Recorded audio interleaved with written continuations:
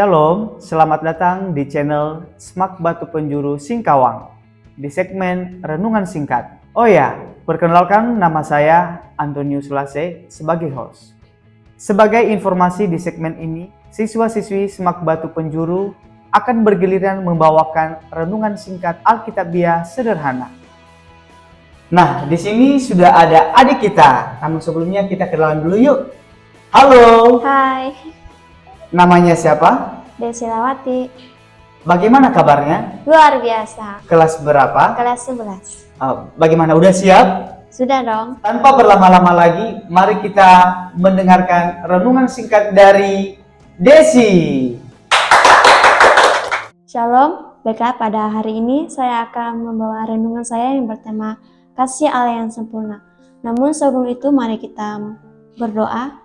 Bapa yang baik, terima kasih Tuhan buat hari ini kami akan mendengarkan renungan pada hari ini. Tuhan, Engkau memberkati, berkala hamba-Mu hikmat kebijaksanaan Tuhan agar setiap orang yang mendengar Tuhan boleh terberkati Tuhan. Terima kasih Bapa yang baik, syukur haleluya, amin. Baiklah, saya akan membuka ayat Alkitab yang terdapat di dalam Yohanes 3 ayat 16. Saya akan membacakannya, karena begitu besar kasih Allah akan dunia ini, sehingga telah mengurniakan anaknya yang tunggal, supaya setiap orang yang percaya kepadanya tidak binasa, melainkan beroleh hidup yang kekal. Nah, nas ini sudah sering tentunya kita dengar. Di dalam kitab ini jelas dikatakan bahwa karena begitu besar kasih Allah akan dunia ini, sehingga telah mengurniakan anaknya yang tunggal. Tujuannya adalah agar kita mendapatkan hidup yang kekal. Hidup yang kekal sama juga dengan hidup yang abadi. Ya memang tubuh dan jasmani kita kembali ke tanah, tetapi roh kita akan kembali kepada Tuhan. Karena Tuhanlah penciptanya, dengan kasih Tuhan menghembuskan nafasnya, sehingga sekarang Tuhan masih menyertai kita. Itu juga merupakan bentuk kasih yang sempurna, yang luar biasa dari Allah kita. Jadi kita sebagai ciptaannya, hendaklah kita menyembah Dia yang adalah Allah yang hidup. Jika kita hidup menurut atau sesuai keinginan Allah, maka ada rasa tenang, dan tidak ada kekhawatiran yang kita rasakan di dalam Allah. Nah, di sini saya akan memberikan 2 poin bagaimana cara agar kita dapat merasakan kasih Allah itu. Yang pertama, hidup menurut kehendak Allah. Nah, mengapa kita harus hidup menurut kehendak Allah? Karena jika kita hidup menurut kehendak Allah, maka kita akan mendapatkan kehidupan yang kekal dan kita akan mendapatkan berkat dari Tuhan.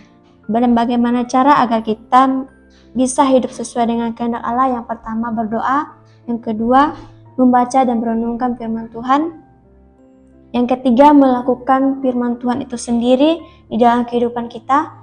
Marilah kita hidup menurut kehendak Allah, karena itulah yang Tuhan inginkan dalam setiap kehidupan kita. Poin yang kedua yaitu menjadi ciptaan yang sempurna. Kita sebagai manusia telah diciptakan Allah menurut gambar dan rupanya. Kita merupakan ciptaan Tuhan yang paling mulia.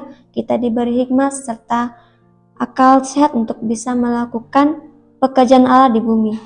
Apa sih tujuan Allah menciptakan manusia? Tujuan Allah menciptakan manusia adalah agar kita bisa melakukan setiap kehendaknya di dalam kehidupan kita. Jadilah ciptaan Tuhan yang sempurna, agar kita dapat merasakan kasih Tuhan itu sendiri dalam setiap detail kehidupan kita. Nah, sebagai kesimpulannya, bagaimana cara agar kita dapat merasakan kasih Allah itu? Yang pertama tadi, hidup menurut kehendak Allah. Yang kedua, menjadi ciptaan yang sempurna. Ketika kita melakukan kedua hal tersebut, maka kasih Allah itu akan sempurna dalam kehidupan kita. Amin firman Tuhan. Pada hari ini saya akan menutupnya dengan berdoa. Bapa yang baik, terima kasih Tuhan, kami sudah mendengarkan firman-Mu. Bila setiap firman yang kami dengar ini Tuhan menjadi berkat bagi kami. Mengucap syukur padamu Tuhan, haleluya, amin. Nah, demikianlah renungan singkat sederhana dari adik kita Desi, kiranya menjadi berkat bagi kita semua.